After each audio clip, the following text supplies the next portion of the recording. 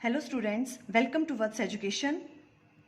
बच्चों, अपने last video में हमने एरिया वेक्टर, इलेक्ट्रिक फ्लक्स और गॉस थ्योरम के बारे में डिस्कस किया था। आज हम गॉस थ्योरम की कुछ एप्लीकेशंस डिस्कस करेंगे। फर्स्ट है coulomb law from Gauss theorem. हम कूलम लॉ को फाइंड आउट करेंगे with the help of Gauss theorem.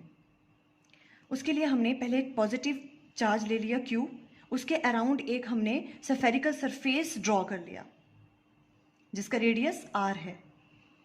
इस स्फेरिकल सरफेस को हम स्फेरिकल गॉसियन सरफेस भी कह देते हैं, ठीक है, क्योंकि हमें पता है कि गॉस थ्योरम कहाँ अप्लाई होती है, सिर्फ क्लोज्ड बॉडीज में। तो ये हमने इसलिए यहाँ पे क्लोज्ड स्फेरिकल सरफेस बना दिया जिसे हमें नाम दे दिया स्फेरिकल गॉसियन सरफेस। अभी यहाँ पे एक स्मॉल एरिया काउंट कर लिया पहले हमने, जिसको नाम दे दिया हमने ds, ठीक है। पहले हम फाइंड आउट करेंगे electric flux through this small area. उसके लिए हमें क्या क्या चाहिए होता है इलेक्ट्रिक फ्लक्स फाइंड आउट करने के लिए? डायरेक्शन ऑफ इलेक्ट्रिक फील्ड, इसकी वजह से इस पे इलेक्ट्रिक फील्ड लगेगी किस डायरेक्शन में? इस डायरेक्शन में, अवे फ्रॉम द चार्ज। ये E की डायरेक्शन आ गई। और इस वाले सरफेस का एरिया वेक्टर की डायरेक्शन क्या होगी?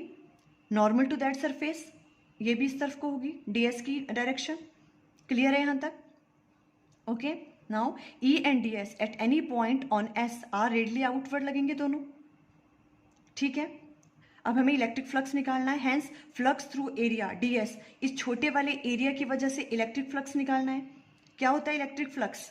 E डॉट ds, ठीक है। ये हमने d फाई लिखा, क्यों लिखा? क्योंकि हम ये क्या कर रहे हैं, ये हम स्मॉल एरिया की वजह से इलेक्ट्रिक फ्लक्स निकाल रहे हैं, उसको हमने नाम दे दिया d phi equal to E dot ds, small area की वजह से। एंड E डॉट ds को राइट कर सकते हैं E ds cos theta. Theta की वैल्यू क्या है? E और ds के बीच में क्या एंगल बन रहा है? 0, तो कॉस 0। d फाई क्या बन गया? E ds cos 0 is 1। हम ऐसे राइट डाउन कर सकते हैं इसे। ये तो स्मॉल फ्लक्स निकला स्मॉल एरिया से, पर हमें क्या निकालना है? Net flux. तो net flux through closed surface आपको निकालना है, तो आप कैसे निकालोगे? d फाई की जगह फाई E आ जाएगा, टोटल जो फ्लक्स निकलेगा। और वो क्या कर दोगे, इसको आप किससे कर दोगे? क्लोज सरफेस है, इसलिए हमने सर्कल लगाया, d फाई E को इंटीग्रेट कर दोगे तो टोटल इलेक्ट्रिक फ्लक्स निकल जाएगा। तो इसको हमने S नाम दे दिया पूरे वाले सरफेस को।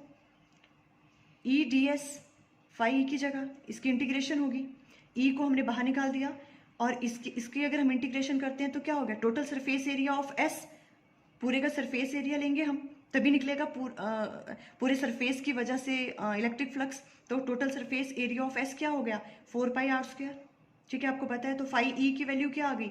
E multiply by 4 pi R square, where 4 pi R square is the total surface area of this surface S। इसको आपने इक्वेशन नंबर 1 नाम दे दिया। क्लियर है यहाँ तक?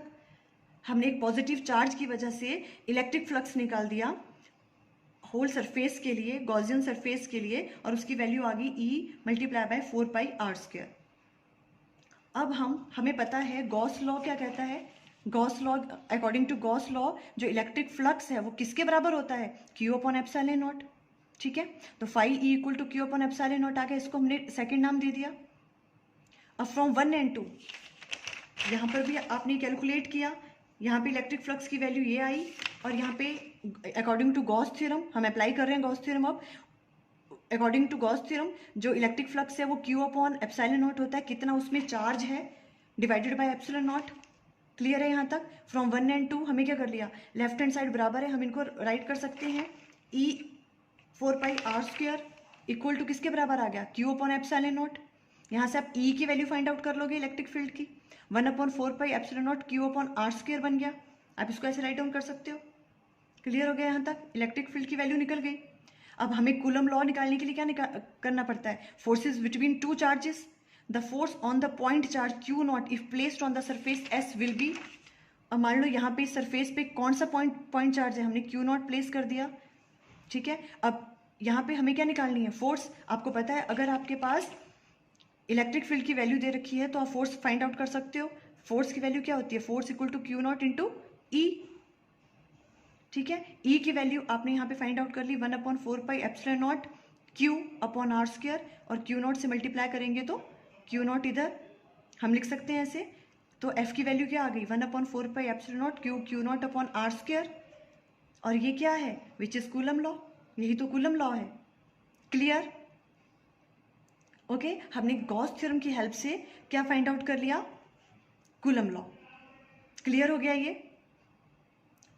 ओके, हमने सिंपल क्या किया, एक चार्ज लेके यहाँ से इलेक्ट्रिक फ्लक्स निकाल दिया, कितना निकलना था। और हमें पता है गॉस थ्योरम क्या कहती है कि इलेक्ट्रिक फ्लक्स इसके बराबर होता है, जो भी उसने चार्ज एनक्लोज किया है डिवाइडेड बाय एप्सिलॉन नॉट, उन दोनों को हमने इक्वल कर दिया इक्वेशंस को, और वहाँ से आपके पास ई की वैल्यू निकल गई, और हमें एफ की वैल्यू पता है क्यू नॉट ई होती है, और वहाँ से हमने कूलम लॉ फाइंड आउट कर